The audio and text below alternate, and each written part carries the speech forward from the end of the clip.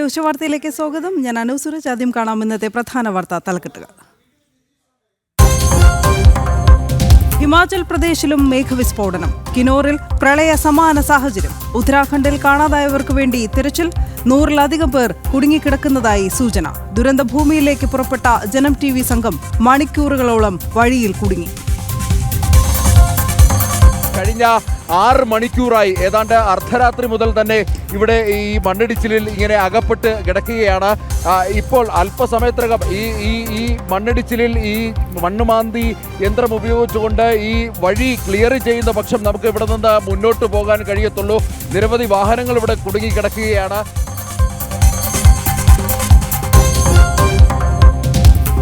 ഉത്തരാഖണ്ഡിലേക്ക് വിനോദയാത്രയ്ക്ക് പോയ 28 മലയാളികളെ ബന്ധപ്പെടാനാവുന്നില്ലെന്ന് ബന്ധുക്കൾ. വിനോദയാത്രയ്ക്ക് പോയത് 20 മുംബൈ മലയാളികളും കേരളത്തിൽ നിന്ന് 8 പേരും. വാർത്താവിനിമയ സംവിധാനങ്ങൾ തകരാറിലായതാണ് പ്രശ്നമെന്ന് ടൂർ ഓപ്പറേറ്റേഴ്സ്.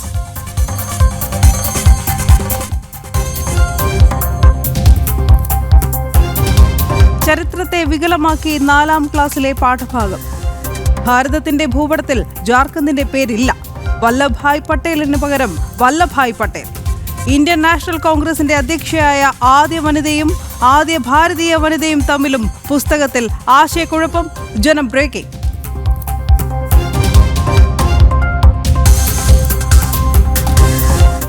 മതനേതാക്കളെ മറയാക്കി അൽ മുക്തദിർ ജ്വല്ലറി ഉടമ നടത്തിയ സാമ്പത്തിക തട്ടിപ്പിനിരയായത് നിരവധി പേർ.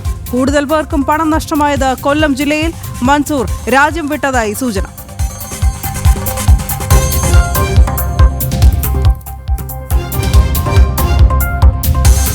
പ്രധാനമന്ത്രി ഗ്രാം സഡക് യോജനയിൽ കേരളത്തിന് മെല്ലെ പോക്ക്. അനുമതി നൽകിയ 1421 കിലോമീറ്ററിൽ പൂർത്തിയായത് 747 കിലോമീറ്റർ റോഡ് മാത്രം. പദ്ധതി പൂർത്തിയാക്കാനുള്ള കാലാവധി 2026 മാർച്ച് വരെ നീട്ടി കേന്ദ്രം. ജനം എക്സ്ക്ലൂസീവ്.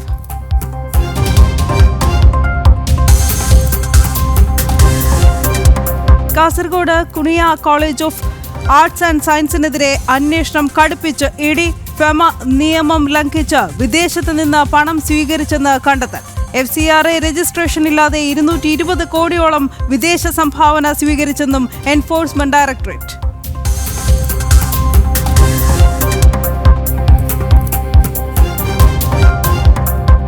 കർത്തവ്യ ഭവൻ രാഷ്ട്രത്തിന് സമർപ്പിച്ച പ്രധാനമന്ത്രി നരേന്ദ്രമോദി. ആഭ്യന്തരം, വിദേശകാര്യം തുടങ്ങി 4 മന്ത്രാലയങ്ങൾ ഇനി പ്രവർത്തിക്കുക കർത്തവ്യ ഭവനിൽ. നിർമ്മിച്ചത് സെൻട്രൽ വിസ്ത പദ്ധതിയുടെ ഭാഗമായി.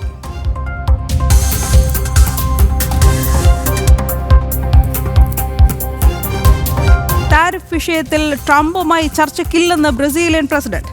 പ്രധാനമന്ത്രി നരേന്ദ്രമോദിയുമായി ചർച്ചയാകാമെന്നും ലുല ഡ സിൽവ. ഭാരതത്തോടുള്ള ഇരട്ടത്താപ്പിൽ ട്രംപിനെ വിമർശിച്ച് നിക്കി ഹേലി.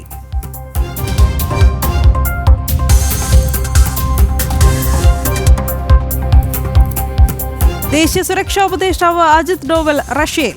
പ്രതിരോധ ഊർജ്ജ സഹകരണ ചർച്ചകളിൽ പങ്കെടുക്കും. സന്ദർശനം ട്രംപിന്റെ താരിഫ് ഭീഷണി വകവയ്ക്കാതെ.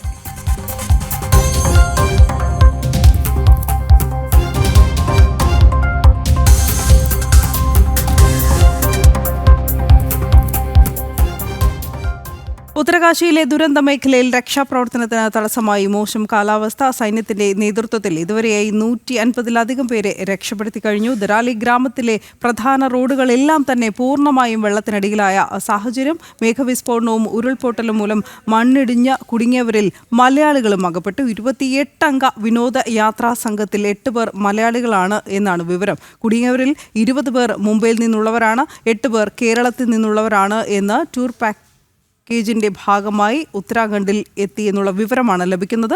ഇന്നലെ ഉച്ചയ്ക്ക് ശേഷം ഇവരെ ബന്ധപ്പെടാനായിട്ടില്ല. ദുരന്തഭൂമിയിൽ നിന്ന് എസ് നന്ദഗോപൻ ചേരുന്നു കൂടുതൽ വിവരങ്ങളുമായി. നന്ദൻ, ഈ മോശം കാലാവസ്ഥയെ തുടർന്ന് ഇടയ്ക്ക് പ്രശ്നങ്ങൾ ഉണ്ടായിരുന്നു, രക്ഷാപ്രവർത്തനത്തിന് തടസ്സം നേരിട്ടിരുന്നു. ഇപ്പോഴത്തെ സാഹചര്യം എന്താണ്? ഈ ദുരന്തഭൂമിയിൽ അകപ്പെട്ട സൈനികർ, അതോടൊപ്പം തന്നെ മലയാളികൾ എന്നിവരുടെ അവസ്ഥയെക്കുറിച്ച്, കാണാതായവരെ കുറിച്ച് എന്തെങ്കിലും വിവരവുമുണ്ടോ? ഇപ്പോൾ ഉത്തരാഖണ്ഡിലെ കാലാവസ്ഥ അല്പം തെളിഞ്ഞു നിൽക്കുന്ന അവസ്ഥയാണ്. അതായത് രക്ഷാപ്രവർത്തനം വൈകിയാണെങ്കിൽ ഇപ്പോൾ ആരംഭിച്ചിരിക്കുന്നു. നേരത്തെ പ്രതികൂല സാഹചര്യം നിലനിൽക്കുന്നതിനാൽ തന്നെ രക്ഷാപ്രവർത്തനം ആരംഭിച്ചിരുന്നില്ല. ഈ മേഖലയിൽ ആകെ വെള്ളവും അതേപോലെ തന്നെ ചെളിയും നിറഞ്ഞു നിൽക്കുന്ന ഒരവസ്ഥയാണ്. ഈ രക്ഷാപ്രവർത്തനത്തിന് ഇറങ്ങുന്നവർ തന്നെ ആപത്തിലേക്ക് അകപ്പെടുന്ന ഒരു സാഹചര്യം ഉണ്ടാകും. ഇത് കണക്ക് കൂട്ടി തന്നെയാണ് മഴ അല്പം മാറി നിന്ന ഒരവസ്ഥയിൽ ഇപ്പോൾ അല്പസമയം മുമ്പ് ഈ രക്ഷാപ്രവർത്തനം ആരംഭിച്ചിരിക്കുന്നത്. ITBPയും CRPFും അതേപോലെ തന്നെ NDRFും ഒപ്പം തന്നെ SDRFിന്റെയും പ്രത്യേക സംഘങ്ങളാണ് ഈ തെരച്ചിലിന് ഉള്ളത്. അതിന് പുറമെയാണ് ഫയർഫോഴ്സ്, ഉത്തരാഖണ്ഡിലെ ഫയർഫോഴ്സിന്റെ നേതൃത്വത്തിലുള്ള തിരച്ചിൽ തുടരുകയാണ്.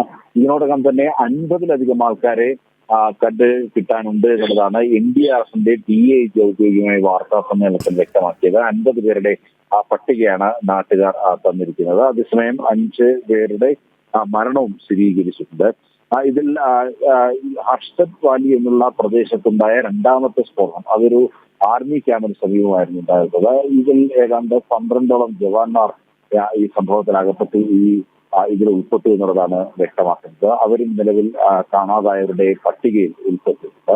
ഇവർക്കടക്കം തിരച്ചിൽ ഊർജിതമാക്കിയിട്ടുണ്ട്. ഡെറാഡൂണിൽ കരസേനയുടെ ഹെലികോപ്റ്ററുകൾ തയ്യാറാണ്. ഒപ്പം തന്നെ ആർമി മെഡിക്കൽ കോറിന്റെ പ്രത്യേക വിദഗ്ധ ഡോക്ടർമാരും അതേപോലെ തന്നെ ആർമി മെഡിക്കൽ കോറിന്റെ തന്നെ പാരാ മെഡിക്കൽ സ്റ്റാഫും അടങ്ങുന്ന പ്രത്യേക സംഘം ഈ ഡെറാഡൂൺ കേന്ദ്രീകരിച്ച് നിൽക്കുന്നു. ഈ ഹെലികോപ്റ്ററിന് ഉത്തരകാശി ലാൻഡ് ചെയ്യാൻ പറ്റുന്ന ഒരു സാഹചര്യം അനുകൂലമാകുമ്പോൾ അത്തരത്തിൽ എയർലിഫ്റ്റിംഗ് അടക്കമുള്ള രക്ഷാപ്രവർത്തനങ്ങളിലേക്ക് കടക്കുന്നുള്ളതാണ്. ഇപ്പോൾ നിലവിൽ ഈ മേഖലയിലേക്ക് കടക്കുവാനുള്ള പാലം ഒലിച്ചു പോയതിനാൽ തന്നെ ഇവിടേക്ക് റോഡ് മാർഗമുള്ള രക്ഷാപ്രവർത്തനം ഇപ്പോൾ നിലവിൽ മുമ്പോട്ട് പോകാൻ കഴിയാത്ത ഒരു സ്ഥിതിവിശേഷമാണ്. ഉത്തരാഖണ്ഡ് മുഖ്യമന്ത്രി പുഷ്കർ സിംഗ് ധാമി ഇന്നപ്പോൾ ഇതുമായി ബന്ധപ്പെട്ട് വ്യോമ നിരീക്ഷണം നടത്തുകയുണ്ടായി. അതിനുശേഷം അദ്ദേഹം ഈ സംഭവം നടന്ന സ്ഥലത്ത് നേരിട്ടെത്തി സ്ഥിതിഗതികൾ വിലയിരുത്തിയിരുന്നു. പ്രധാനമന്ത്രി നരേന്ദ്രമോദി ഇപ്പോൾ നിരവധി തവണ ഇതിനോടകം തന്നെ പുഷ്കർ സിംഗ് ധാമിയുമായി ബന്ധപ്പെട്ട് ഉത്തരാഖണ്ഡിന്റെ സ്ഥിതിഗതികൾ വിലയിരുത്തി. ശരി നന്ദൻ. അതോടൊപ്പം തന്നെ ഈ ഉത്തരകാശിയിലേക്ക് വിനോദയാത്രയ്ക്ക് പോയ 28 മലയാളികളുടെ കുടുംബങ്ങൾ ആകെ ആശങ്കയിലാണ് ഇവിടെ.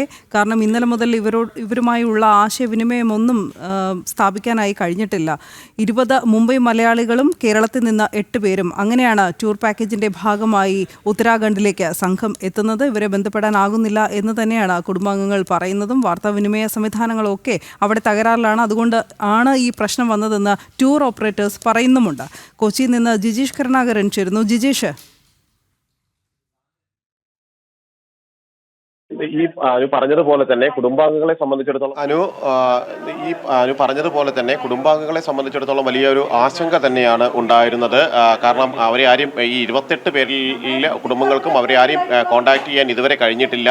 വലിയ ഒരു പ്രളയത്തിന്റെ നടുവിൽ നിൽക്കുമ്പോൾ എന്താണ് പറ്റിയത് എന്നൊരു ആശങ്ക അവരെ വിട്ടുമാറുന്നുമില്ല. എന്നാൽ ഇപ്പോൾ ഒരു ആശ്വാസകരമായൊരു ചില വിവരങ്ങൾ പുറത്തു വരുന്നത് എന്തെന്ന് വെച്ചാൽ നാവികസേന അടക്കമുള്ള സൈന്യത്തിന്റെ നിന്ന് ലഭിക്കുന്ന ഒരു വിവരമെന്ന് പറയുന്നത് ഇവർ സുരക്ഷിതരാണ്. അവർ ചില ബസ്സുകളിൽ അവിടെ കുടുങ്ങിക്കിടക്കുകയാണ്. യാത്ര മുന്നോട്ട് പോകാൻ കഴിയാതെ കുടുങ്ങിക്കിടക്കുന്നത് കൊണ്ടാണ്. മാത്രമല്ല വാർത്താവിനിമയ സംവിധാനങ്ങൾ ആകെ തകർന്നത് കൊണ്ടാണ് അവരെ ബന്ധപ്പെടാൻ കഴിയാത്തത്. മറ്റ് ആശങ്കപ്പെടേണ്ട പശ്ചാത്തലമോ സാഹചര്യമോ ഇവരെ സംബന്ധിച്ചില്ല എന്ന കാര്യം തന്നെയാണ് പ്രധാനമായും അവിടെ ചൂണ്ടിക്കാണിക്കുന്നത്. കൊച്ചിയിൽ നിന്ന് ഈ ടൂർ പാക്കേജിൽ ഉണ്ടായത് നാരായണൻ നായർ ഒപ്പം തന്നെ ശ്രീദേവി പിള്ള എന്നിവരാണ്. അവരുടെ ബന്ധുക്കൾ, അവരുടെ കുടുംബാംഗങ്ങളുടെ വീട്ടിലാണ് ഇപ്പോൾ നമ്മൾ ഉള്ളത്. അവരെല്ലാവരും തന്നെ വലിയ ഒരു ആശങ്കകളാണ് പങ്കുവച്ചത്. അവർ തൃപ്പൂണിത്തുറയിലാണ് താമസിക്കുന്നത്.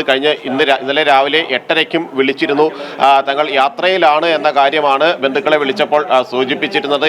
ആ ഒരു യാത്രയുടെ സന്തോഷത്തിലും അതിന്റെ ഭാഗമായുള്ള എല്ലാ യാത്രയിലും എല്ലാമായിരുന്നു. അതിനിടയിലാണ് അപ്രതീക്ഷിതമായി ഇത്തരത്തിലുള്ള ഒരു അപകടം ഉണ്ടാകുന്നത്, മിന്നൽ പ്രളയമെല്ലാം തന്നെ ഉണ്ടാകുന്നത്. അതുകൊണ്ട് തന്നെ അതിന്റെ ഒരു ആശങ്ക, പെട്ടെന്ന് ഈ ഒരു സംഭവത്തിനുണ്ടായതിന്റെ ആശങ്ക അവരെ സംബന്ധിച്ചിടത്തോളം എല്ലാം തന്നെയുണ്ട്. ഇപ്പോൾ അമ്പിളി ബന്ധു ഇവിടെ ആ ഒരു ആശങ്കകളെല്ലാം തന്നെ പങ്കുവയ്ക്കുന്നുണ്ട്. ഇതുമായി ബന്ധപ്പെട്ടുകൊണ്ട് ഇവിടുന്ന് പിന്നെ ഞങ്ങളുടെ അച്ഛൻ്റെ ബ്രദറും വൈഫും നാരായണൻ നായർ, ശ്രീദേവി പിള്ള, പിന്നെ അവരുടെ സിസ്റ്റേഴ്സ് ശ്രീരഞ്ജിനി, ശ്രീകല, പിന്നെ അവരുടെ ഭർത്താക്കന്മാരും 8 പേരാണ് കേരളത്തിൽ നിന്നുള്ളത്. പിന്നെ മുംബൈ മലയാളികൾ 20 പേരുണ്ട്. അവരെ നമുക്ക് അറിയുന്നതല്ല, പക്ഷേ അവരും ഉണ്ട് ഈ കൂടെ എന്നാണ് അറിഞ്ഞത്. ഒരു ബസ് ഇല്ല ഇവരുമായിട്ട് ഒരു കണക്ഷനും ഇല്ല. കാരണം ഇവർ ഓൾറെഡി പിന്നെ അവിടുത്തെ മൊബൈലെല്ലാം ഇതാണല്ലോ, എന്താണ് അവർക്ക് വാർത്താവിനിമയ സംവിധാനം കംപ്ലീറ്റ്ലി താറുമാറായി കിടക്കുകയാണ്. എല്ലാം കംപ്ലീറ്റും പ്രശ്നത്തിലാണ്. വിളിച്ചു എന്ന് പറയുന്നത് നമ്മളെയാണോ മറ്റു അവരുടെ മക്കളെയാണ്? ഇന്നലെ 8:30 കോണ്ടാക്ട് ചെയ്തിരുന്നു. മക്കൾ വെളിയിലാണ് താമസിക്കുന്നത്. അവസാനം വിളിക്കുന്ന സമയത്ത് എവിടെയായിരുന്നു? അവർ ഉത്തരകാശിയിൽ നിന്ന് ഗംഗോത്രിയിലേക്ക് യാത്ര പോകുമ്പോഴാണ്, ഗംഗോത്രിയിലേക്ക് പോകുന്ന വഴിക്കാണ് ഇത് സംഭവിച്ചത്. അപ്പോൾ പക്ഷേ ഇവർക്ക് സേഫാണ്, ഇവരത് കടന്നു പോയി കാണണമെന്നാണ് നമ്മൾ വിശ്വസിക്കുന്നത്. കാരണം ആ ടൈം വെച്ച് നോക്കുമ്പോൾ ഇവർ ആ ഗംഗോത്രിയിലേക്ക് റീച്ചായി കാണണം, പക്ഷേ അവിടെ കുടുങ്ങി കിടക്കുകയായിരിക്കണം എന്നാണ് അറിയുന്നത്. ഏറ്റവും ഒടുവിൽ ഇപ്പോൾ സൈന്യത്തിന് ബന്ധപ്പെടാൻ കഴിഞ്ഞു. സൈന്യത്തിൽ നിന്നൊക്കെ ലഭിക്കുന്ന ഒരു വിവരം ആശ്വാസകരം തന്നെയല്ലേ? അതെ, വളരെ ആശ്വാസകരമാണ്. കാരണം അവർ വളരെയധികം ശ്രമിക്കുന്നുണ്ട്, സൈന്യം നമ്മുടെ വളരെ ഹെൽപ്പ് ചെയ്യുന്നുണ്ട് കാര്യങ്ങൾ അറിയാനും ഒക്കെ ആയിട്ട്. ഒരു ആശങ്കയ്ക്ക് ഒരു പരിഹാരമായിട്ടുണ്ട് ഈ ഒരു ഘട്ടത്തിൽ. തീർച്ചയായിട്ടും ഒരു സമാധാനമുണ്ട്. പക്ഷേ അവരുടെ ഫുഡ് കാര്യങ്ങൾ അവരൊക്കെ ഇതാണോ, അവർ ആരോഗ്യപരമായിട്ട് എങ്ങനെ ഇരിക്കുന്നു, അതൊക്കെ നമ്മുടെ ഒരു ആശങ്കയുണ്ട്. ആകെ 28 പേരായിരുന്നില്ലേ ഈ ഒരു ടൂർ സംഘത്തിലുണ്ടായിരുന്നത്, യാത്ര പോയിരുന്ന സംഘത്തിൽ? 28 പേര്. പിന്നെയും മലയാളികളുണ്ടോയെന്ന് നമുക്ക് അറിഞ്ഞുകൂടാ കേട്ടോ, വേറെ ആളുകളുണ്ടാവാം. അതിൽ 20 പേര് മുംബൈ മലയാളികളും 8 പേര് പിന്നെ നമ്മുടെ ഇവിടുന്ന് കേരളത്തിൽ നിന്ന്. അങ്ങനെയാണ്. എല്ലാവരും ഒരു 55 എബോവ് ഉള്ള ആളുകൾ, ഏജ്ഡ് ആയിട്ടുള്ള പലരും ഉണ്ട് അതിനകത്ത്. അങ്ങനെ ശാരീരികമായ പ്രശ്നങ്ങളും കൂടിയാണ് നമ്മളൊരു ആശങ്കയിലാക്കുന്നത്. അതെ, അവർക്ക് വേറെ പ്രോബ്ലം ഒന്നും ഇല്ല, എന്നാലും അവർ ഫുഡ് കാര്യങ്ങളൊക്കെ അവർക്ക് എങ്ങനെയാണ് അവരുടെ കാര്യങ്ങളെന്ന് ഒരു ഇതുണ്ട്. എന്നാലും സേഫ് ആണെന്നുള്ള ഒരു സമാധാനമുണ്ട്. അങ്ങനെയാണെന്ന് വിചാരിക്കുന്നു. അങ്ങനെ ആവട്ടെ. മറ്റു മലയാളികളെ സംബന്ധിച്ചിടത്തോളം ആശങ്കയ്ക്ക് ഒരു പരിഹാരം ആകുന്നുണ്ട് ഈ ഒരു ഘട്ടത്തിൽ നിന്ന് തോന്നുന്നു. കാരണം സൈന്യത്തിൽ നിന്നൊക്കെ അത്തരത്തിൽ സുരക്ഷിതരായിരിക്കട്ടെ എന്ന് പ്രാർത്ഥിക്കുക. അനു, ബന്ധു, അമ്പിളി അവരാണ് ഇപ്പോൾ നമ്മളോട് സംസാരിച്ചത്. കൃത്യമായ ആ ഒരു ആശങ്കയുണ്ട്. അതോടൊപ്പം തന്നെ ആശങ്ക അകലുന്നു എന്നതിൻ്റെ വലിയൊരു ആശ്വാസവും ഈ ഒരു ഘട്ടത്തിലുണ്ട്. കാരണം അങ്ങനെ തന്നെയാണ് എങ്കിൽ അവർ കൃത്യമായി യാത്രയിൽ അവിടെ കുടുങ്ങിക്കിടക്കുകയാണെങ്കിൽ സ്വാഭാവികമായും ഈ ഒരു പ്രശ്നങ്ങൾ മാറുമ്പോൾ, അല്ലെങ്കിൽ അവിടെ യാത്ര സുഗമമായ രീതിയിൽ സാധാരണ നിലയിലേക്ക് പോയി കഴിയുമ്പോഴത്തേക്ക് അവർക്ക് അവരുടെ താമസ കേന്ദ്രങ്ങളിലേക്ക് എത്താൻ കഴിയും. അധികം വൈകാതെ തന്നെ അവരുടെ വീടുകളിലേക്ക് എത്താൻ കഴിയും. കാരണം കൃത്യമായി തന്നെ സൈന്യത്തിൽ നിന്നും അടക്കം ലഭിക്കുന്ന ഒരു വിവരം എന്ന് പറയുന്നത്, ഈ പറയുന്ന മലയാളികളെ സംബന്ധിച്ചിടത്തോളം അവരാരും ഏതെങ്കിലും തരത്തിൽ അപകടത്തിൽപ്പെട്ടതായതിൻ്റെ യാതൊരു സൂചനയുമില്ല. അവരെല്ലാം പൂർണ്ണമായും സുരക്ഷിതരായി തന്നെ നിൽക്കുന്നു എന്നത് തന്നെയാണ് വലിയൊരു സന്തോഷകരമായ ഒരു യാത്ര. ആ ഒരു യാത്രയ്ക്കിടയിൽ തന്നെ അപ്രതീക്ഷിതമായ ഇത്തരമൊരു സംഭവം ഉണ്ടാകുന്നു. എന്നാൽ അത് ആശങ്കയിൽ നിന്ന് ആശ്വാസത്തിലേക്ക് വകമാറുന്നു എന്നത് വലിയ ഒരു ആശ്വാസം തന്നെയാണ് നമുക്കെല്ലാം നൽകുകയും ചെയ്യുന്നത്. അനു, തീർച്ചയായും ജിജീഷ്, ആശ്വാസകരമായ വാർത്ത തന്നെയാണ് ഇവർ സുരക്ഷിതരാണ് എന്നുള്ളത്. ഹിമാചൽ പ്രദേശിൽ മേഘവിസ്ഫോടനം. കിന്നൂറിൽ പ്രളയ സമാന സാഹചര്യമാണ്. നാഷണൽ ഹൈവേ 5 തടസ്സപ്പെട്ടു. അത്യാഹിതങ്ങൾ റിപ്പോർട്ട് ചെയ്തിട്ടില്ല എന്ന് കിന്നൂർ ജില്ലാ കമ്മീഷണർ ഡോക്ടർ അമിത് കുമാർ ശർമ്മ വ്യക്തമാക്കി. കിന്നൂർ ജില്ലയിലെ കിന്നൂർ കൈലാസയാത്ര ട്രക്ക് റൂട്ടിൽ നിന്ന് 413 തീർത്ഥാടകരെ സൈന്യത്തിന്റെ നേതൃത്വത്തിലുള്ള രക്ഷാ ദൗത്യ സേനാംഗങ്ങൾ രക്ഷപ്പെടുത്തിയിട്ടുണ്ട്. ട്രക്കിംഗ് പാതയുടെ വലിയൊരു ഭാഗം തന്നെ വെള്ളപ്പൊക്കത്തിൽ ഒലിച്ചുപോയിരുന്നു. 100 കണക്കിന് തീർത്ഥാടകരായിരുന്നു ഇവിടെ കുടുങ്ങിയിരുന്നതും. എന്തായാലും കിന്നൂറിൽ കനത്ത മഴയെ തുടർന്നുണ്ടായ വെള്ളപ്പൊക്കത്തിൽ നാശനഷ്ടങ്ങളും റിപ്പോർട്ട് ചെയ്തിട്ടുണ്ട്. ടാങ്ലിംഗ് പ്രദേശത്തിന് മുകളിലുള്ള പാലവും ഒലിച്ചുപോയി. ഇൻഡോ ടിബറ്റൻ ബോർഡർ പോലീസും ദേശീയ ദുരന്ത നിവാരണ സേനയും സംയുക്തമായാണ് തിരച്ചിലും രക്ഷാപ്രവർത്തനവും ഇവിടെ നടത്തുന്നത്. ക്രിമിനലുകളെ ന്യായീകരിച്ച പി ജയരാജൻ. സദാനന്ദൻ മാസ്റ്റർ വധശ്രമ കേസ് പ്രതികൾക്ക് യാത്രയപ്പ് നൽകിയ സംഭവം കുറ്റബോധമില്ല എന്നാണ് പി ജയരാജൻ പറഞ്ഞത്. സമയമുണ്ടായിരുന്നുവെങ്കിൽ താനും പോകുമായിരുന്നുവെന്നും പി ജയരാജൻ തിരുവനന്തപുരത്ത് പറഞ്ഞു. ശൈല ടീച്ചർ ഈ ശിക്ഷിക്കപ്പെട്ട പ്രതികൾ കോടതിയിൽ ഹാജരാകുന്ന അവസരത്തിൽ അവിടെ പോയി പിന്തുണ പ്രഖ്യാപിച്ചു എന്നാണല്ലോ നിങ്ങൾ പറയുന്നത്. ഇവിടെ ആ കേസിലെ ശിക്ഷിക്കപ്പെട്ട പ്രതികളിൽ 2 അധ്യാപകന്മാരുണ്ട്. ചെറിയ ദീർഘവർഷക്കാലം കുട്ടികളെ പഠിപ്പിച്ച് നാടിൻ്റെ അംഗീകാരം വാങ്ങിച്ച പൊതുപ്രവർത്തകന്മാരായിട്ടുള്ള 2 അധ്യാപകന്മാരടക്കമാണ് ശിക്ഷിക്കപ്പെട്ടത്. സ്വാഭാവികമായിട്ടും ആ അധ്യാപകന്മാരടക്കമുള്ള CPMൻ്റെ പ്രവർത്തകന്മാരോട് ഈ നാട്ടിലെ ജനങ്ങൾക്കുള്ള സ്നേഹം പ്രകടിപ്പിക്കും. സുപ്രീം കോടതിയാണ് വിധിയാണ് വന്നത്. ആ വിധിയെ മാനിച്ചുകൊണ്ട് അവർ ജയിലിലേക്ക് പോകുന്നു. അപ്പോൾ അത്തരമൊരു സാഹചര്യത്തിൽ ആരെങ്കിലും അതിന് പിന്തുണ പ്രഖ്യാപിച്ച് മുദ്രാവാക്യം വിളിക്കുന്നു, പാർട്ടി നേതാക്കന്മാർ പോകുന്നു. എനിക്ക് ഇന്നലെ പോകാൻ പറ്റിയിട്ട്, എനിക്ക് സൗകര്യമുണ്ടെങ്കിൽ ഞാനും പോകുമായിരുന്നു. ഇനിയിപ്പോൾ ജയിലിൽ പോയിട്ട് ഈ അധ്യാപകന്മാരുൾപ്പെടെയുള്ള ആളുകളെ ഞാനും കാണും. വിനീഷ് ചേരുന്നു കൂടുതൽ വിവരങ്ങളുമായി. വിനീഷ്, നാട്ടിലെ ജനങ്ങൾക്കുള്ള ആദരമോ അതോ പാർട്ടിക്ക് വേണ്ടി കൃത്യം നിർവഹിച്ചതിന് പാർട്ടി പ്രവർത്തകർ എന്ന നിലയിൽ അവർക്കുള്ള ആദരം പാർട്ടി നൽകിയതോ? കെ ശൈലജ ഉൾപ്പെടെയുള്ളവർ അവിടെ പോയത് നമ്മൾ ദൃശ്യങ്ങൾ സഹിതം റിപ്പോർട്ട് ചെയ്തിരുന്നു. ഇതിൽ കുറ്റബോധമില്ല എന്ന് കെ ശൈലജയും കഴിഞ്ഞ ദിവസം പ്രതികരിച്ചിരുന്നു. സമാനമായ പ്രതികരണം തന്നെയാണല്ലോ ഇപ്പോൾ ജയരാജന്റെ ഭാഗത്തു നിന്നും ഉണ്ടാവുന്നത്.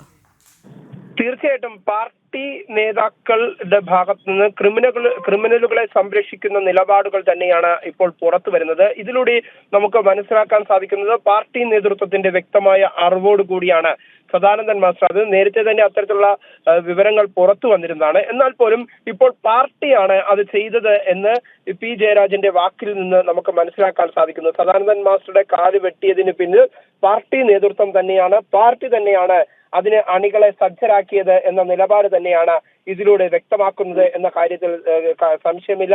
കഴിഞ്ഞ ദിവസം ശൈലജ ടീച്ചർ പോയതുമായി ബന്ധപ്പെട്ട് വലിയ വിവാദങ്ങൾ ഉണ്ടായ ഘട്ടത്തിലാണ് ഇപ്പോൾ പി ജയരാജന്റെ ഒരു പ്രതികരണം പുറത്തു വരുന്നത്. അദ്ദേഹം പറയുന്നത് തനിക്ക് യാതൊരു വിധമായ കുറ്റബോധവും ഈ വിഷയത്തിലില്ല. താൻ സ്ഥലത്തുണ്ടായിരുന്നെങ്കിൽ താനും അവരെ യാത്ര അയക്കാൻ വേണ്ടി പോകുമായിരുന്നു. അപ്പോൾ പാർട്ടി കൃത്യമായി ഇത്തരത്തിലുള്ള ഒരു ക്രിമിനൽ നടപടികൾ പാർട്ടിയുടെ ഭാഗത്ത് നിന്ന് ഉണ്ടാകുന്നു, അതിനെ പാർട്ടി തന്നെ ന്യായീകരിക്കുന്നു. അത്തരത്തിൽ ഒരു സദാനന്ദ മാസ്റ്റർ അല്ല മറ്റൊരു RSS പ്രവർത്തകനെ ആക്രമിച്ചാൽ അത് തെറ്റല്ല എന്ന കണക്കുകൂട്ടലിൽ തന്നെയാണ് ഇപ്പോഴും CPM നേതാക്കൾ ഉള്ളത് എന്നാണ് നമുക്ക് ഈ അദ്ദേഹത്തിന്റെ വാക്കുകളിൽ നിന്ന്, പ്രത്യേകിച്ച് പി ജയരാജന്റെ വാക്കുകളിൽ നിന്ന് മനസ്സിലാക്കാൻ സാധിക്കുന്നത്. അത്തരത്തിലുള്ള പ്രതികരണം തന്നെയാണ് ഇപ്പോൾ പി ജയരാജന്റെ ഭാഗത്തുനിന്ന് ഉണ്ടായിരിക്കുന്നത്. ശരി വിനിഷ. IS-നെയും അനുബന്ധ ഭീകരവാദ സംഘടനകളെയും ഭീകര സംഘടനകളായി പ്രഖ്യാപിച്ച കേന്ദ്ര സർക്കാർ നടപടി ചോദ്യം ചെയ്ത് സമർപ്പിച്ച ഹർജി സുപ്രീംകോടതി തള്ളി. സാക്കിബ് അബ്ദുൾ ഹമീദ് നാച്ചൻ എന്നയാളാണ് ഹർജി നൽകിയത്. ശ്രീകാന്ത് വിവരങ്ങൾ നൽകും. ശ്രീകാന്ത്.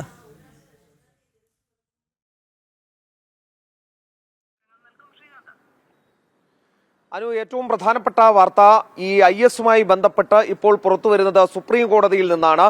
സുപ്രീം കോടതിയിൽ ഒരു ഹർജി എത്തുന്നു. അതിൽ പറയുന്നത് ഈ ISIS-നെ നിരോധിച്ചത്, അത് UAPA പ്രകാരം അതിനെ നിരോധിച്ചത്, അതിൽ സംബന്ധിച്ച പുനഃപരിശോധന നടത്തണം എന്നുള്ളതായിരുന്നു ആവശ്യം. അതിന് കാരണമായി പറഞ്ഞത് ഈ ഖിലാഫത്ത് എന്ന് പറയുന്ന കാര്യം, അതോടൊപ്പം തന്നെ ജിഹാദ് എന്ന് പറയുന്ന കാര്യങ്ങളൊക്കെ തന്നെ അത് മതപരമായ കാര്യങ്ങളായിരുന്നു. അതിനെ തെറ്റായി വ്യാഖ്യാനിച്ചുകൊണ്ടാണ് ഈ ISIS-നെ നിരോധിച്ചത് എന്ന് ഈ ഹർജിക്കാരൻ കോടതി മുമ്പാകെ ചൂണ്ടിക്കാട്ടി. കോടതി ഒരു അമിക്കസ് ക്യൂറിയെ കൂടി വെച്ചിരുന്നു ഇതുമായി ബന്ധപ്പെട്ട്. അമിക്കസ് ക്യൂറിയും സമാനമായ റിപ്പോർട്ടാണ് കൊടുത്തത്. അത് ഈ പെറ്റീഷണർക്ക് അനുകൂലമായ റിപ്പോർട്ടാണ് കൊടുത്തത്. ഈ കാലിഫൈറ്റും അതോടൊപ്പം തന്നെ ജിഹാദ് തുടങ്ങിയ വാക്കുകൾ അത് മതപരമായ കാര്യമാണ്, ടെററിസവുമായി ബന്ധപ്പെടുത്തിയത് തെറ്റിദ്ധാരണയ്ക്കിടയാക്കരുത് എന്നാണ് നൽകിയത്. പക്ഷേ കോടതി പറഞ്ഞ കാര്യം ഏത് കോണ്ടെക്സ്റ്റിലാണ് ഈ സംഭവം, ഈ രണ്ട് വാക്കുകൾ ഉപയോഗിച്ചിരിക്കുന്നത് എന്നുള്ളതിനെ ആശ്രയിച്ചിരിക്കും ഈ തീവ്രവാദവുമായാണോ മതപരവുമായാണോ അതിന് ബന്ധം എന്ന് തീരുമാനിക്കുന്നത് എന്ന് കോടതി പറഞ്ഞു. ഈ ഹർജിക്കാരന്റെ മകനുമെതിരെ തീവ്രവാദ കേസ് ചുമത്തിയിട്ടുണ്ടായിരുന്നു. ഈ പശ്ചാത്തലത്തിലാണ് ഈ രണ്ട് വാക്കുകൾ ഉപയോഗപ്പെടുത്തി ഇവരുടെ ജാമ്യത്തെ എതിർക്കുകയും ചെയ്തത്. ഈ പശ്ചാത്തലത്തിൽ നിലവിൽ തുടരുന്ന IS-മായി ബന്ധപ്പെട്ട നിയന്ത്രണങ്ങൾ, നിരോധനം തുടരും എന്ന് ചൂണ്ടിക്കാട്ടിയ കോടതി ഈ ഹർജി തള്ളുകയും ചെയ്തു. ശരി ശ്രീകാന്ത്. സമാധാനത്തിന്റെയും വികസനത്തിന്റെയും വെള്ളിവെളിച്ചം അരിച്ചിറങ്ങി തുടങ്ങിയെങ്കിലും ഛത്തീസ്ഗഡിലെ ഭയം ഭരിക്കുന്ന ഗ്രാമങ്ങളാണ് ബസ്തറിൽ ഏറെയും. തോക്കിൻ മുനയിൽ മാവോയിസ്റ്റുകൾ കെട്ടിപ്പൊക്കിയ രാക്ഷസൻ കോട്ടയിൽ ഒരു 100 കൊല്ലം പിന്നിലാണ് വനവാസി ജനത. എന്നാൽ നരേന്ദ്രമോദി സർക്കാർ മാവോവാദികൾക്കെതിരെ തീക്കാറ്റായി ആഞ്ഞടിച്ചതോടെ ബസ്തർ കാടുകൾ കിടുകിടെ വിറച്ചു. 40 വർഷമായി കൊന്നും കൊലവിളിച്ചും കമ്മ്യൂണിസ്റ്റ് ഭീകരർ കുപ്രസിദ്ധി നേടിക്കൊടുത്ത നാട്. അണഞ്ഞസ്തമിക്കാറായ റെഡ് കോറിഡോറിലെ ഹോട്ട്ബെഡ് മാ ദന്തേശ്വരിയുടെ ദന്തേവാഡയിൽ നിന്നും തുടങ്ങുകയാണ് ഈ യാത്ര.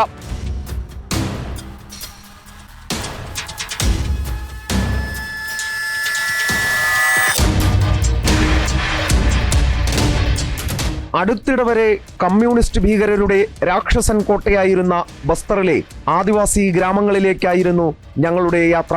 പല ഗ്രാമങ്ങളും ഭരിച്ചിരുന്നത് പോലും കമ്മ്യൂണിസ്റ്റ് ഭീകരർ നേതൃത്വം നൽകുന്ന ജനതാ സർക്കാർ. ഉൾക്കാടിനോട് ചേർന്നാണ് ഗ്രാമങ്ങൾ ഏറെയും. ഗ്രാമവാസികളിൽ ഇപ്പോഴും മാവോയിസ്റ്റ് അനുഭാവികളും ഇൻഫോർമർമാരും ഏറെ. ഞങ്ങളെ മാവോയിസ്റ്റ് ബാധിത ഗ്രാമങ്ങളിൽ എത്തിച്ചയാളും അവരുമായി അടുത്ത ബന്ധമുള്ളയാൾ.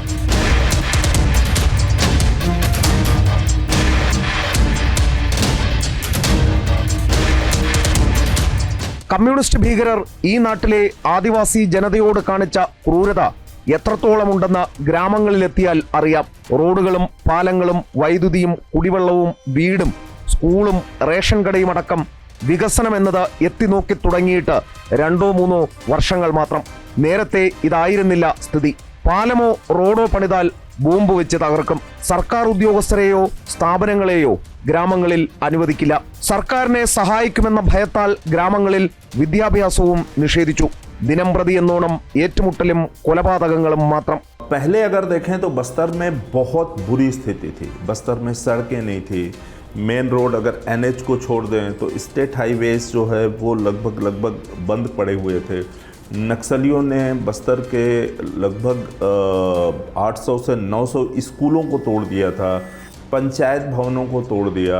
यहाँ का जो हेल्थ सेंटर है उसको भी डिस्ट्रॉय कर दिया, जिसकी वजह से अंदरूनी इलाकों में लोगों को अगर एजुकेशन लेना है तो बच्चों को या तो आपको बाहर भेजना है या फिर गांव में ही रहना है. अनपढ़ करके बच्चों को रखना पड़ता था. തലയിൽ അല്പമെങ്കിലും ആൾതാമസമുള്ളവർ അടുപ്പിക്കാത്ത ആശയം.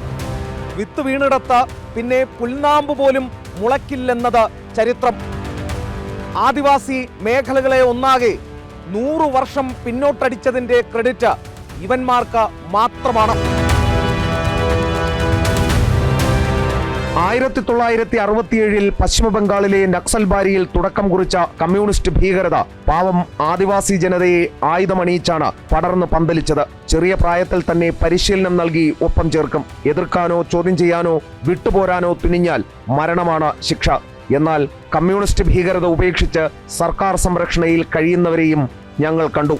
वहाँ जनता सरकार बनाते हैं. कम से कम 3 गांवों को मिला के एक पंचायत बनाते हैं. पंचायत में जनता सरकार बनाते हैं. जनता सरकार स्कूल भी खोलते हैं. उनका प्रशिक्षण जो गोंडी से ही पढ़ाई होता है और उनका राजनीतिक उनका लड़ाई के उद्देश्य में ही सब पढ़ाई भी चलता है वहाँ. पूरा नक्सली लोग राजनीतिक नहीं जानते हैं, मिलिट्री नहीं जानते हैं. दुश्मन के साथ लड़ने के लिए कमजोरी है. पब्लिक को इकट्ठा करना राजनीति के कमजोरी बोल के आने टाइम हर मीटिंग में मेरे को बोलते थे. उस बात को सुन के मेरे को अच्छा नहीं लगा. मैं पार्टी को छोड़ के मैं अकेला जाने से पार्टी को कुछ नहीं नुकसान नहीं होगा, ये सोचकर मैं इधर आया हूँ. 2015 को मैं समर्पण किया हूँ.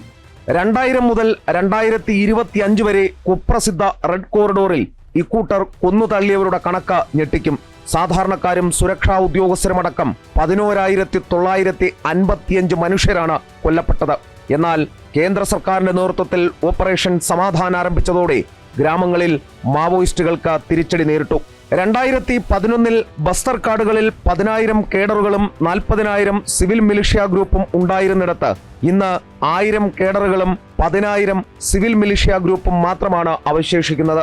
സമയം വൈകിട്ട് 5 മണി കഴിഞ്ഞതോടെ ഇനി നിൽക്കുന്നത് ആപത്താണെന്ന് മുന്നറിയിപ്പ് ഞങ്ങൾക്കെത്തി. ഞങ്ങൾ പതിയെ ഗ്രാമത്തിൽ നിന്നും ഇറങ്ങി തുടങ്ങി. ബസ്തർ കുന്നുകളിൽ വെടിയൊച്ചകൾ നിലയ്ക്കുകയാണ്. ചെയ്തു കൂട്ടിയതിനൊക്കെ ഇരന്നു വാങ്ങുന്നുണ്ട് കമ്മ്യൂണിസ്റ്റ് ഭീകരർ. ഓപ്പറേഷൻ സമാധാനിലൂടെ ആദിവാസി സഹോദരങ്ങൾക്ക് ഇനിയെങ്കിലും സമാധാനത്തോടെ ജീവിക്കാനാകട്ടെ. ക്യാമറമാൻ ഉണ്ണി കെ വാര്യർക്കൊപ്പം എസ് ശ്രീകാന്ത്, ജനം, ഛത്തീസ്ഗഡ്. മതനേതാക്കളെ മുന്നിൽ നിർത്തി അൽ മുക്താദിർ ജ്വല്ലറി ഉടമ നടത്തിയ സാമ്പത്തിക തട്ടിപ്പിൽ ഇരകളായത് ഒട്ടനവധി പേർ. കൊല്ലം ജില്ലയിലാണ് കൂടുതൽ പേർക്കും പണം നഷ്ടമായത്. 2000 കോടിയിലേറെ തട്ടിപ്പ് നടത്തിയ ജ്വല്ലറി ഉടമ മൻസൂർ രാജ്യം വിട്ടതായാണ് വിവരം.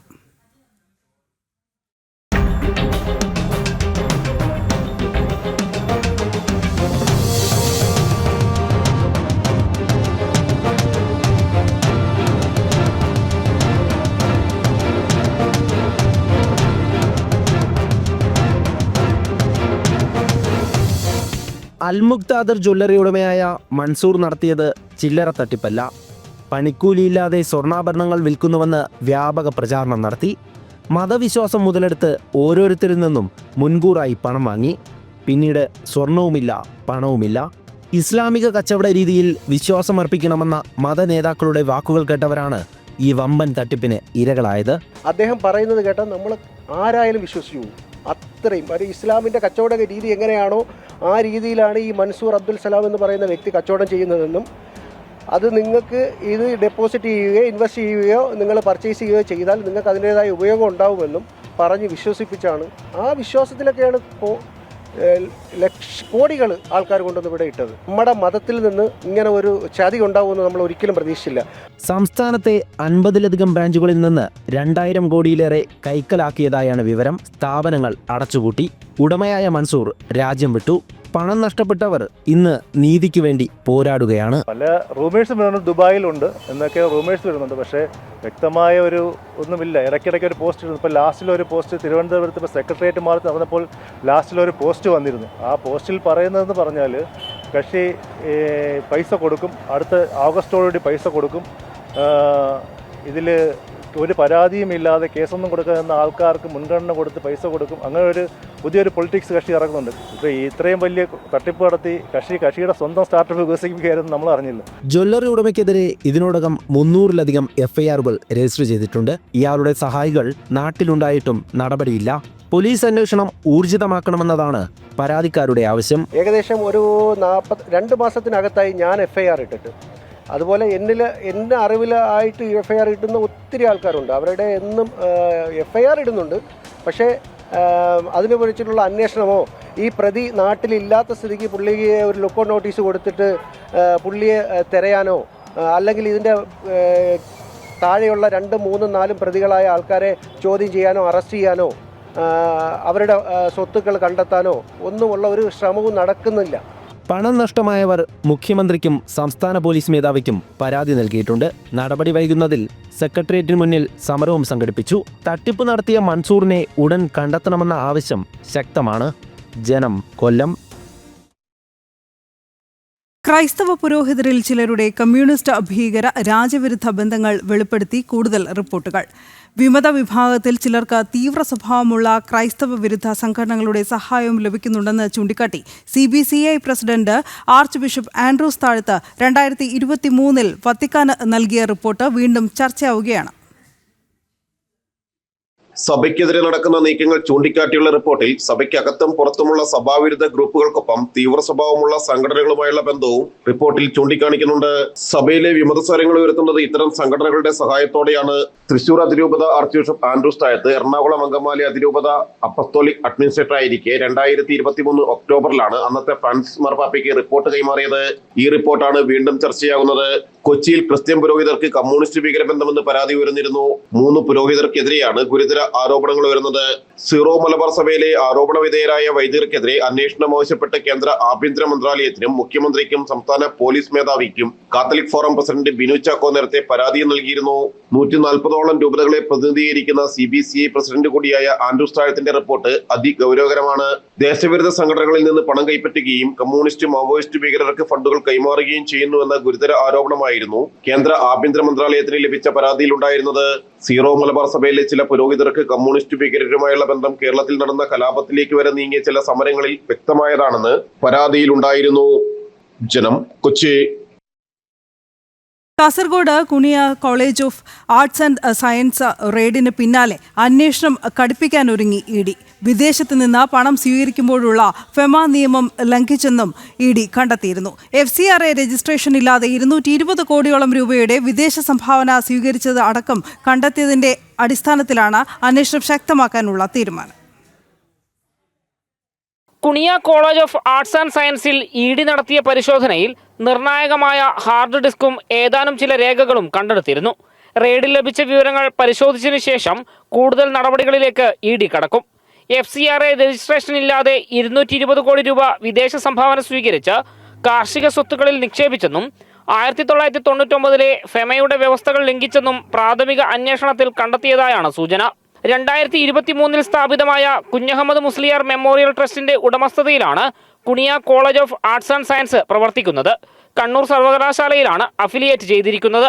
ഇക്കഴിഞ്ഞ 31-ാം തീയതിയാണ് പരാതികൾ ഉയർന്നതിനെ തുടർന്ന് കുഞ്ഞഹമ്മദ് മുസ്ലിയാർ മെമ്മോറിയൽ ട്രസ്റ്റിന്റെയും അതിന്റെ ചെയർമാൻ ഇബ്രാഹിം അഹമ്മദ് അലിയുടെയും സ്ഥലങ്ങളിൽ ED പരിശോധന നടത്തിയത്. FCRA രജിസ്ട്രേഷൻ ഇല്ലാതെ 220ഓളം കോടി രൂപയുടെ വിദേശ നിക്ഷേപം സ്വീകരിക്കുക. സംഭവവുമായി ബന്ധപ്പെട്ട് ED അന്വേഷണം ആരംഭിച്ചു കഴിഞ്ഞു. കൂടുതൽ വ്യക്തതയ്ക്കായി വിപുലമായ അന്വേഷണം തന്നെയാണ് എൻഫോഴ്സ്മെന്റ് ഡയറക്ടറേറ്റ് ലക്ഷ്യമിടുന്നത്. K. സുബിത്തിനൊപ്പം മിഥുൻ പിള്ള, ജനം, കാസർഗോഡ്. തൃശൂർ പാലിയേക്കര ടോൾ പ്ലാസയിലെ ടോൾ പിരിവ് 4 ആഴ്ചത്തേക്ക് നിർത്തിവെച്ച ഹൈക്കോടതി. അടിപ്പാത നിർമ്മാണത്തെ തുടർന്ന് മണ്ണുത്തി ഇടപ്പള്ളി ദേശീയപാതയിൽ രൂപപ്പെട്ട മണിക്കൂറുകൾ നീളുന്ന ഗതാഗത കുരുക്കിലാണ് നടപടി. ഉത്തരവ് അടിയന്തരമായി നടപ്പിലാക്കുമെന്ന് ടോൾ പ്ലാസ അധികൃതരും ഹൈക്കോടതി വിധി ജനങ്ങളുടെ വിജയമെന്ന് ഹർജിക്കാരൻ ഷാജി കോടൻകണ്ടത്തും പ്രതികരിച്ചു. ചരിത്രപരമായ തീരുമാനമാണ് പാലിയേക്കര ടോൾ പ്ലാസയിലെ ടോൾ പിരിവ് നിർത്തിക്കൊണ്ട് ഹൈക്കോടതി നടപ്പാക്കിയിരിക്കുന്നത്. പുതുക്കാട്, പേരാമ്പ്ര, മുരുങ്ങൂർ, കൊരട്ടി, ചിറങ്ങര തുടങ്ങി 5 ഇടങ്ങളിൽ അടിപ്പാത നിർമ്മാണത്തെ തുടർന്ന് മണിക്കൂറുകൾ നീളുന്ന ഗതാഗത കുരുക്കാണ് യാത്രക്കാർ അനുഭവിക്കുന്നത്. പലകുറി ഹൈക്കോടതി ഉൾപ്പെടെ വടിയെടുത്തു, സമയം അനുവദിച്ചു.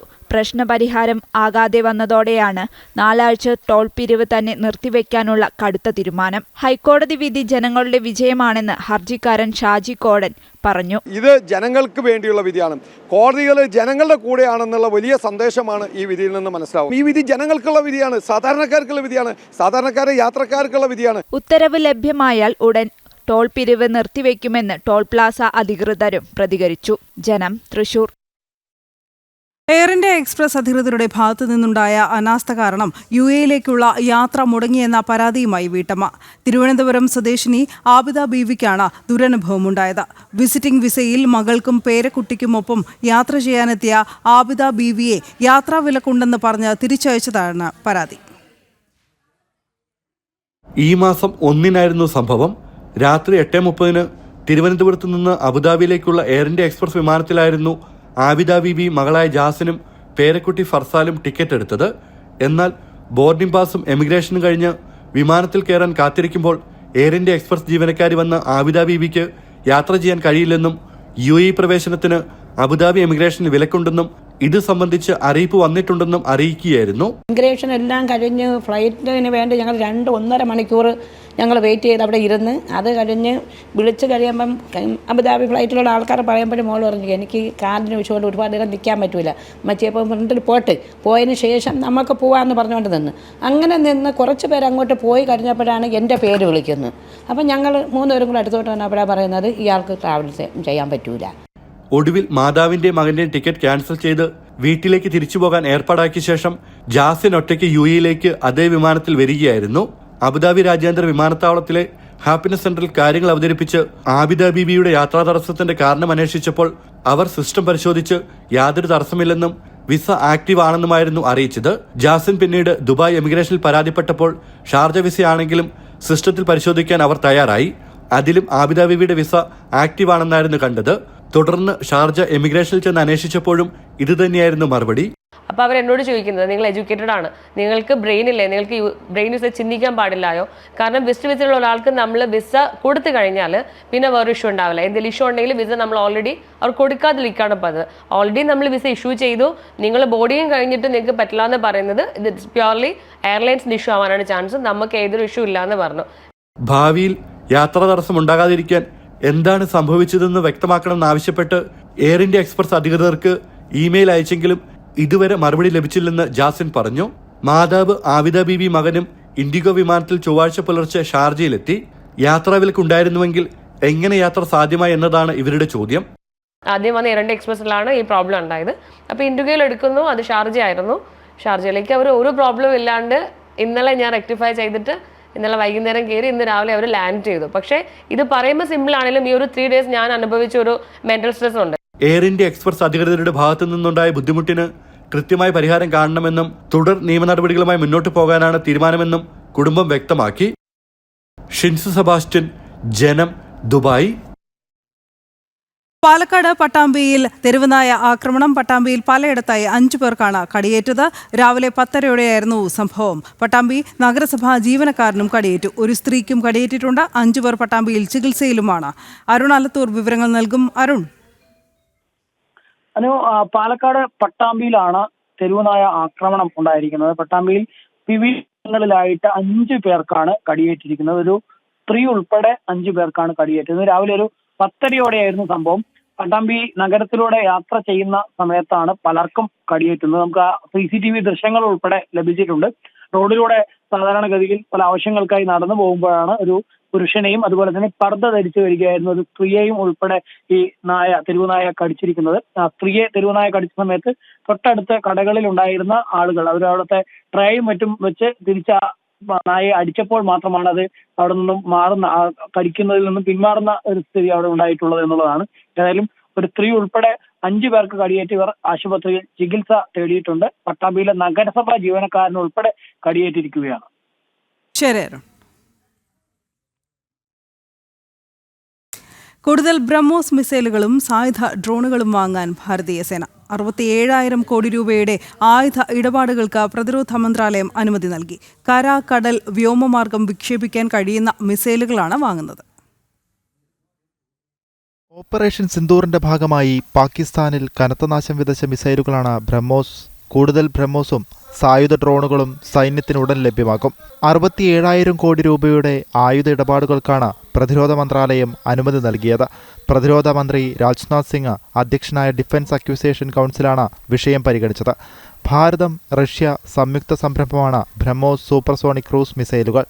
നാവികസേനയുടെ യുദ്ധക്കപ്പലുകൾക്ക് വേണ്ടിയാണ് ബ്രഹ്മോസ് മിസൈലുകൾ പ്രധാനമായും വാങ്ങുന്നത്.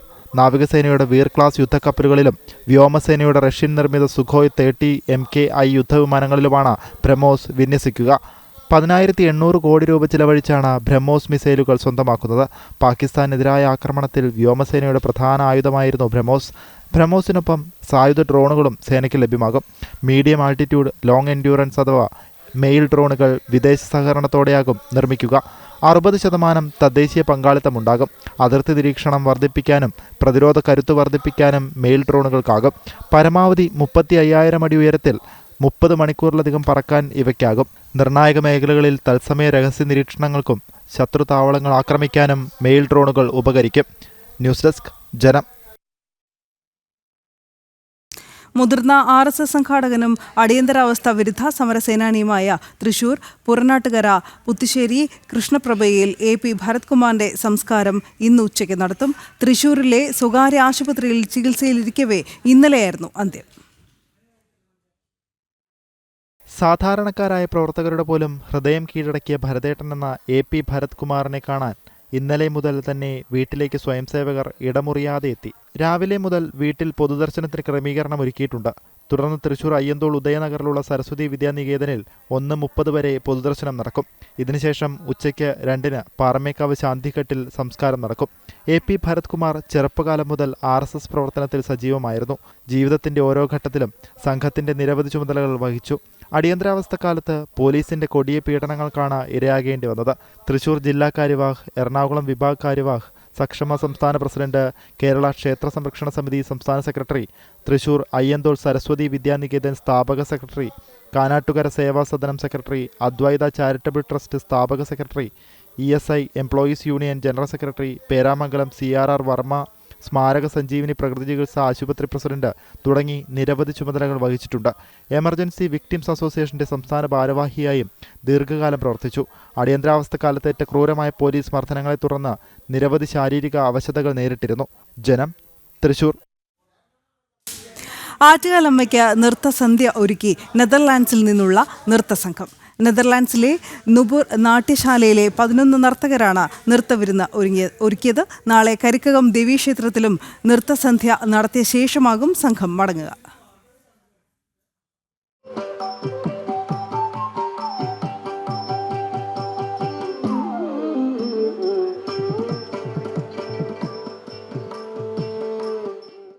നെതർലാൻഡ്സിൽ നിന്നും കേരളക്കരയിലെത്തി നൃത്തം അവതരിപ്പിച്ച സംഘമാണിത്. എല്ലാ വർഷവും കേരളത്തിലെ വിവിധയിടങ്ങളിൽ നെതർലാൻഡ്സിൽ നിന്നുള്ള സംഘം എത്താറുണ്ട്. ഇത്തവണ ആറ്റുകാലമ്മയുടെ തിരുമുൻപിൽ നെതർലാൻഡ്സിലെ നുബൂർ നാട്യശാലയിലെ 10ഓളം നർത്തകർ അരങ്ങ് തകർത്തു. IT പ്രൊഫഷണലും നൃത്ത അധ്യാപികയുമായ ലക്ഷ്മിയുടെ നേതൃത്വത്തിലുള്ള സംഘമാണ് ആറ്റുകാലിൽ 1 മണിക്കൂർ വിവിധ നൃത്തങ്ങൾ അവതരിപ്പിച്ചത്. നമ്മളെല്ലാ വർഷവും ഓരോ ദൈവങ്ങൾക്ക് ഇവിടെ വന്നിട്ട് നടക്കും. ഇപ്രാവശ്യം നമുക്ക് ഭാഗ്യം ലഭിച്ചത് ആറ്റുകാലമ്മയ്ക്ക് വേണ്ടിയായിരുന്നു. ആംസ്റ്റർഡാമിലെ സ്ഥിരവാസികളായിട്ടും നാടും നാടിൻ്റെ കലാരൂപങ്ങളും പിന്തുടരാനും അതിൻ്റെ ഭാഗമായി ജന്മനാട്ടിൽ നൃത്തം ദേവിക്ക് സമർപ്പിക്കാനായ സംതൃപ്തിയിലാണ് പ്രീതിയുള്ളത്. വളരെയധികം സന്തോഷം തോന്നുന്നു. അതിന് അവസരം ഉണ്ടാക്കിയ ലക്ഷ്മി ടീച്ചറും നൂപൂർ നാട്യശാലയോടൊക്കെ ഒരുപാട് നന്ദിയുണ്ട്. നമ്മൾ നെതർലൻഡ്സിൽ നിന്നിട്ടും ഇങ്ങനത്തെ നമ്മുടെ കൾച്ചറും നമ്മുടെ സാംസ്കാരികമായ ഈ വക കലകളും ഇപ്പോഴും നമുക്ക് നമ്മുടെ അടുത്ത തലമുറയ്ക്കും അത് പങ്കിടാൻ പറ്റുന്നു എന്നുള്ളതിൽ ഭയങ്കര സന്തോഷമുണ്ട്. അമ്മയെ കണ്ടതിലും സന്തോഷമുണ്ട്.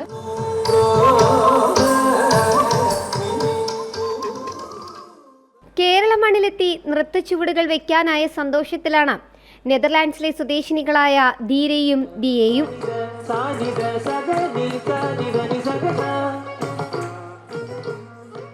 It was very nice and I found them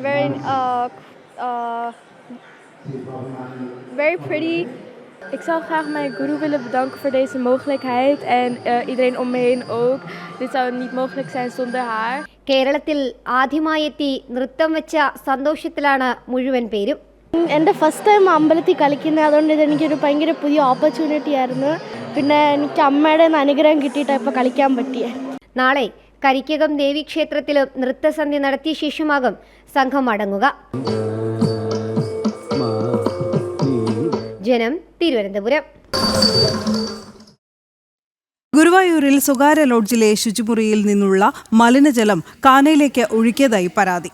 Guruvayur ക്ഷേത്രത്തിനോട് ചേർന്നുള്ള ഭാഗത്തെ ലോഡ്ജിലെ വെള്ളമാണ് കാനയിലേക്ക് ഒഴുക്കിയത്. സംഭവത്തിൽ പ്രതിഷേധവുമായി BJP രംഗത്തെത്തി. ചാവക്കാട് നഗരസഭയുടെ സഞ്ചരിക്കുന്ന മാലിന്യ സംസ്കരണ വാഹനം ഉപയോഗിച്ചാണ് ഗുരുവായൂർ കിഴക്കേ നടയുടെ സമീപമുള്ള ലോഡ്ജിലെ ശുചിമുറി മാലിന്യം സംസ്കരിച്ചത്. സംസ്കരിച്ച ശേഷം വന്ന വെള്ളം സമീപത്തെ കാനയിലേക്ക് ഒഴുക്കിയതോടെ പ്രദേശത്ത് അസഹനീയമായ ദുർഗന്ധവും ഉണ്ടായി. ഇതോടെ BJP പ്രവർത്തകർ പ്രതിഷേധവുമായി രംഗത്ത് വന്നു.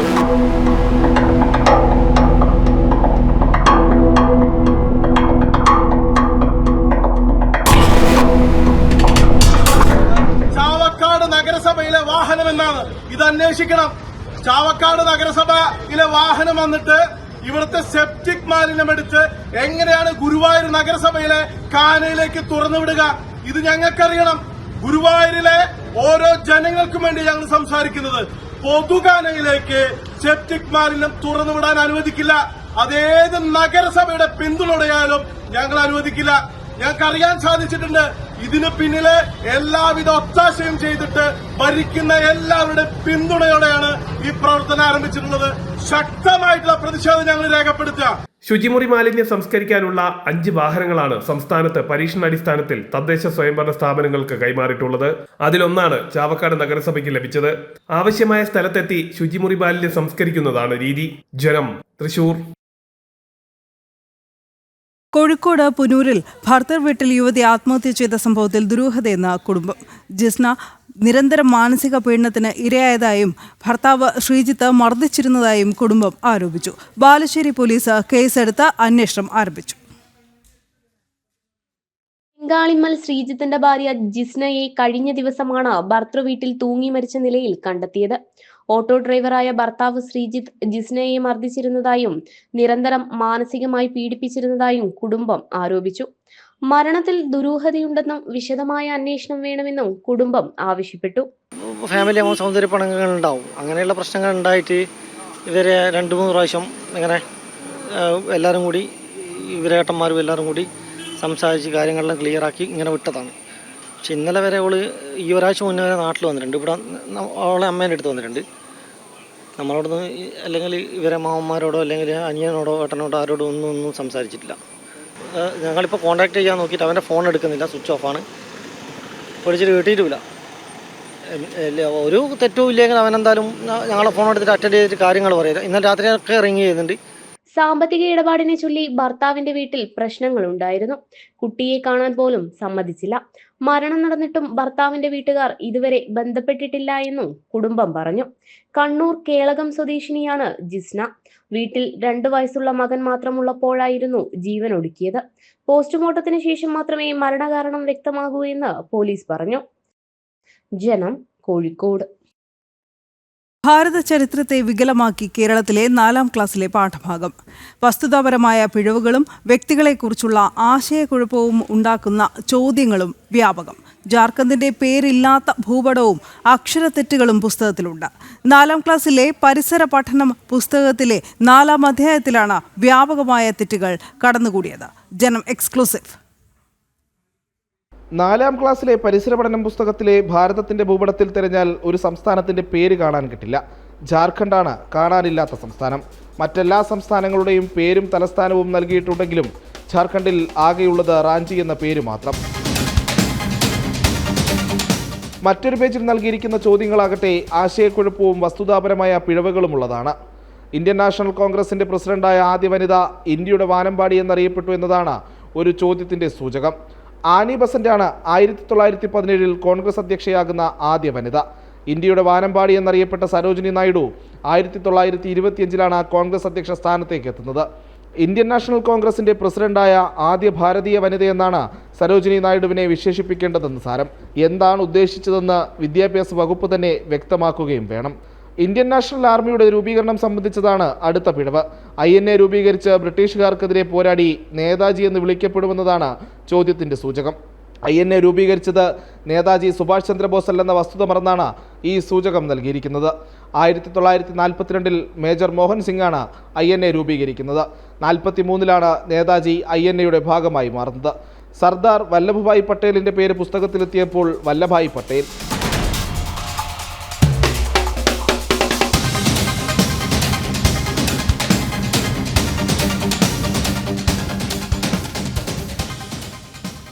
സമാനമായ നിരവധി പിശകുകളും അക്ഷരത്തെറ്റുകളും കൊണ്ട് നിറഞ്ഞിരിക്കുകയാണ് 4ാം ക്ലാസ്സിലെ പരിസര പഠന പുസ്തകം.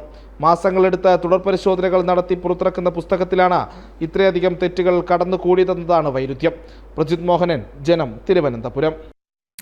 പത്തനംതിട്ടയിൽ അധ്യാപികയുടെ ഭർത്താവ് ജീവനൊടുക്കിയ സംഭവത്തിൽ പ്രധാന അധ്യാപികയെ സസ്പെൻഡ് ചെയ്യണമെന്ന വിദ്യാഭ്യാസ വകുപ്പിന്റെ നിർദ്ദേശം തള്ളി സ്കൂൾ മാനേജ്മെന്റ്. ശമ്പള കുടിശ്ശിക നൽകുന്നതിൽ വീഴ്ച വരുത്തിയത് ജില്ലാ വിദ്യാഭ്യാസ ഓഫീസിലെ ഉദ്യോഗസ്ഥരാണെന്നും വിദ്യാഭ്യാസ വകുപ്പ് തീരുമാനത്തിനെതിരെ നിയമ നടപടി സ്വീകരിക്കുമെന്നാണ് സ്കൂൾ മാനേജ്മെന്റിന്റെ വാദം. മരിച്ച ഷിജോയുടെ സംസ്കാരം ഇന്ന് ഉച്ചയ്ക്ക് ശേഷം നാരായണമൂഴിയിലെ വീട്ടുവളപ്പിൽ നടക്കും. മരിച്ച ഷിജോയുടെ ഭാര്യ എയ്ഡഡ് സ്കൂൾ അധ്യാപികയായ ലേഖ രവീന്ദ്രന് ലഭിക്കാനുള്ള 14 വർഷത്തെ ശമ്പളമടക്കം ആനുകൂല്യ കുടിശ്ശിക നൽകാനായിരുന്നു ഹൈക്കോടതി വിധി. സംഭവത്തിന് പിന്നാലെ എയ്ഡഡ് സ്കൂൾ പ്രധാന അധ്യാപികയ്ക്കെതിരെ നടപടിയെടുക്കാൻ വിദ്യാഭ്യാസ വകുപ്പ് സ്കൂൾ മാനേജ്മെന്റിന് നിർദ്ദേശം നൽകിയിരുന്നു. ഈ നിർദ്ദേശം തള്ളിയാണ് മാനേജ്മെന്റ് രംഗത്തെത്തിയിരിക്കുന്നത്. ശമ്പള കുടിശ്ശിക നൽകാൻ കഴിഞ്ഞ വർഷം സെപ്റ്റംബറിൽ വിധി വന്ന ശേഷം 2 മാസത്തിനകം നടപടികൾ പൂർത്തിയാക്കണമെന്നും കോടതി നിർദ്ദേശിച്ചിരുന്നു. എന്നാൽ 2025 ജനുവരി അവസാനമാണ് ജില്ലാ വിദ്യാഭ്യാസ ഓഫീസിൽ നിന്ന് ഉത്തരവിറങ്ങിയത്. അതിനുശേഷം അടിസ്ഥാന ശമ്പളം മാത്രം 6 മാസത്തേക്ക് നൽകി. കുടിശ്ശിക കൂടി ലഭിക്കണമെങ്കിൽ DE ഓഫീസിൽ നിന്ന് ഒതന്റിഫിക്കേഷൻ നൽകണമായിരുന്നു. പലവട്ടം കത്ത് നൽകിയിട്ടും ഇത് വൈകിയെന്നാണ് സ്കൂൾ മാനേജ്മെന്റ് പറയുന്നത്. ഒടുവിൽ ഇക്കഴിഞ്ഞ ശനിയാഴ്ചയാണ് ഒതന്റിഫിക്കേഷൻ നൽകിയത്. നടപടികൾ വൈകിയതിന്റെ വീഴ്ചയെല്ലാം പ്രധാന അധ്യാപികയുടെ മേൽ കെട്ടിവെക്കാനാണ് ഉദ്യോഗസ്ഥർ ശ്രമിക്കുന്നതെന്നും സ്കൂൾ മാനേജ്മെന്റ് ആരോപിക്കുന്നു. DD പ്രധാന അധ്യാപികയിൽ നിന്ന് എഴുതി വാങ്ങിയ കത്തിന്റെ പകർപ്പ് മാനേജ്മെന്റ് പുറത്തുവിട്ടു. സ്കൂളിലെ പ്രധാന അധ്യാപിക അടുത്തിടെ മാത്രമാണ് തസ്തികയിലെത്തിയത്. നിയമപരമായി പ്രധാന അധ്യാപികയ്ക്ക് സംരക്ഷണം തീർക്കാനാണ് മാനേജ്മെന്റ് തീരുമാനം. DD ഓഫീസ് ഉദ്യോഗസ്ഥർക്കെതിരെ മരിച്ച ഷിജോയുടെ കുടുംബം വീണ്ടും ഹൈക്കോടതിയെ സമീപിക്കും. അതിൽ കക്ഷി ചേരാനാണ് സ്കൂൾ അധികൃതരുടെ നീക്കം. ജനം, പത്തനംതിട്ട. ADGP MR അജിത് കുമാറിന്റെ ശബരിമല ട്രാക്ടർ യാത്രയുമായി ബന്ധപ്പെട്ട സ്വമേധയാ എടുത്ത ഹർജിയിലെ തുടർ നടപടികൾ അവസാനിപ്പിച്ച ഹൈക്കോടതി ഇത്തരം സംഭവങ്ങൾ ആവർത്തിക്കരുതെന്നും MR അജിത് കുമാറിന് ദേവസ്വം ബെഞ്ച് താക്കീത് നൽകി. അജിത് കുമാറിന്റെ വിശദീകരണത്തിന്റെ അടിസ്ഥാനത്തിലാണ് തുടർ നടപടികൾ ഹൈക്കോടതി അവസാനിപ്പിച്ചത്. ആരോഗ്യ പ്രശ്നം കാരണം ട്രാക്ടർ ഉപയോഗിക്കേണ്ടി വന്നു എന്നായിരുന്നു അജിത് കുമാറിന്റെ വിശദീകരണം. ശബരിമല സ്പെഷ്യൽ കമ്മീഷണറുടെ റിപ്പോർട്ടിന്മേലായിരുന്നു ഹൈക്കോടതി ഹർജി ഫയലിൽ സ്വീകരിച്ചത്. ശബരിമലയിലേക്ക് ട്രാക്ടറിൽ സഞ്ചരിക്കുന്ന ADGPയുടെ ചിത്രം തീർത്ഥാടകൻ എടുത്ത് ശബരിമല സ്പെഷ്യൽ കമ്മീഷണർക്ക് കൈമാറുകയായിരുന്നു. അടിസ്ഥാന പലിശ നിരക്കിൽ മാറ്റം വരുത്താതെ RBI. രാജ്യത്ത് പണപ്പെരുപ്പം കുറയുന്ന സാഹചര്യമെന്ന് RBI ഗവർണർ സഞ്ജയ് മൽഹോത്ര പറഞ്ഞു. റിപ്പോ നിരക്ക് 5.5% തുടരും. Monetary Policy Committee MPC met on the 4th, 5th and 6th of August to deliberate and decide on the policy repo rate. After a detailed assessment of the evolving macroeconomic and financial developments and the outlook, the MPC voted unanimously to keep the policy repo rate under the Liquidity Adjustment Facility LAF unchanged at 5.5%. രാജ്യത്തെ സമ്പദ് വ്യവസ്ഥ ശക്തമായ നിലയിലെന്നാണ് പണയ നയനിർണയ സമിതി യോഗത്തിന് ശേഷം reserve bank governor Sanjay Malhotra പറഞ്ഞത്. Repo നിരക്കിൽ കഴിഞ്ഞ മാസം 0.5% കുറവ് വരുത്തിയിരുന്നു. അതേ നിരക്ക് തുടരാനാണ് ഇത്തവണത്തെ തീരുമാനം. ഭവന, വാഹന, വ്യക്തിഗത വായ്പകളുടെ EMIയിൽ മാറ്റം വരില്ല. 2025-26 സാമ്പത്തിക വർഷത്തേക്കുള്ള GDP വളർച്ചാ പ്രവചനം 6.5% നിലനിർത്തി. ഫെബ്രുവരിക്ക് ശേഷം ആകെ 1% കുറവ് റിസർവ് ബാങ്ക് റിപ്പോ നിരക്കുകളിൽ വരുത്തിയിട്ടുണ്ട്. തൽഫലമായി ബാങ്കുകളിൽ വായ്പാ നിക്ഷേപ പലിശയും കുറച്ചിരുന്നു. ഭൗമരാഷ്ട്രീയ സാഹചര്യങ്ങൾ പ്രതികൂലമായിട്ടും ജൂൺ, ജൂലൈ മാസങ്ങളിൽ രാജ്യത്തിന്റെ സാമ്പത്തിക പ്രവർത്തനങ്ങൾ സ്ഥിരത പുലർത്തിയതായി റിസർവ് ബാങ്കിന്റെ ജൂലൈയിലെ കണക്കുകൾ വ്യക്തമാക്കുന്നു. നാഷണൽ ഡെസ്ക്, ജനം. കോഴിക്കോട് മെഡിക്കൽ കോളേജിൽ തീപിടുത്തത്തെ തുടർന്ന് അടച്ചിട്ട അത്യാഹിത വിഭാഗം തുറക്കുന്നതിൽ അനിശ്ചിതത്വം തുടരുന്നു. അപകടത്തിലായ ബ്ലോക്കിലെ അറ്റകുറ്റപ്പണിയിൽ ചില പോരായ്മ അഗ്നിരക്ഷാസേനയുടെ പരിശോധനയിൽ ചൂണ്ടിക്കാണിച്ചിരുന്നു. ഇത് ഉടൻ പരിഹരിച്ച് റിപ്പോർട്ട് നൽകാൻ നിർദ്ദേശം നൽകിയെങ്കിലും നടപടികൾ ആരംഭിച്ചിട്ടില്ല. 2 തവണ തീപിടുത്തമുണ്ടായതിനെ തുടർന്ന് അടച്ചിട്ട അത്യാഹിത വിഭാഗം തുറക്കുന്ന കാര്യത്തിലാണ് തീരുമാനം നീളുന്നത്. 1 മുതൽ 4 വരെയുള്ള നിലകൾക്ക് ഇലക്ട്രിക്കൽ ഇൻസ്പെക്ടറേറ്റിന്റെ സമ്മതപത്രം ലഭിച്ചു കഴിഞ്ഞു. PWD വിഭാഗത്തിന്റെ പണികളും പൂർത്തിയായി. കത്തിനശിച്ച MRI UPS യൂണിറ്റിന്റെ നവീകരണ പ്രവൃത്തിയും പൂർത്തിയായിട്ടുണ്ട്. എന്നാൽ പരിശോധന നടത്തിയ അഗ്നിരക്ഷാസേന ചൂണ്ടിക്കാട്ടിയ പ്രശ്നങ്ങളാണ് പരിഹരിക്കപ്പെടാതെ കിടക്കുന്നത്. പ്രഷർ ലൈനിലെ തകരാറുകൾ കണ്ടെത്താനാണ് നിർദ്ദേശം നൽകിയത്. പ്രഷർ തോത് ദേശീയ അംഗീകൃത നിലവാരത്തിൽ നിലനിർത്താനുള്ള സാങ്കേതിക ജോലികളും നടന്നുവരികയാണ്. ഇത് പൂർത്തിയായാൽ മാത്രമേ അഗ്നിരക്ഷാസേനയിൽ നിന്നും നിരാക്ഷേപപത്രം ലഭിക്കുകയുള്ളൂ. എന്നാൽ തീപിടുത്തമുണ്ടായി 3 മാസം കഴിഞ്ഞിട്ടും പ്രശ്നങ്ങൾ പൂർണ്ണമായി പരിഹരിക്കാൻ അധികൃതർക്ക് സാധിച്ചിട്ടില്ല. മെയ് മാസം 2-ാം തീയതിയും 3-ാം തീയതിയുമാണ് അത്യാഹിത വിഭാഗത്തിൽ തീപിടുത്തമുണ്ടായത്. പഴയ കെട്ടിടത്തിലാണ് അത്യാഹിത വിഭാഗം ഇപ്പോൾ താൽക്കാലികമായി പ്രവർത്തിക്കുന്നത്. ജനം, കോഴിക്കോട്. ഇടുക്കി കുമളിക്ക് സമീപം 1.5 ഏക്കർ സ്ഥലത്തെ ചെടികൾ സാമൂഹ്യ വിരുദ്ധർ വെട്ടിനശിപ്പിച്ചു. അട്ടപ്പള്ളം കരുവേലിപ്പടി വലിയ പറമ്പിൽ ജയകൃഷ്ണന്റെ ഏലത്തോട്ടത്തിലെ 100-ലധികം ചെടികളാണ് വെട്ടിനശിപ്പിച്ചത്. ഏലക്ക മോഷ്ടാക്കളാകാം ചെടികളും ശരങ്ങളും വെട്ടിനശിപ്പിച്ചത് എന്ന നിഗമനത്തിൽ പോലീസ് അന്വേഷണം ആരംഭിച്ചിട്ടുണ്ട്.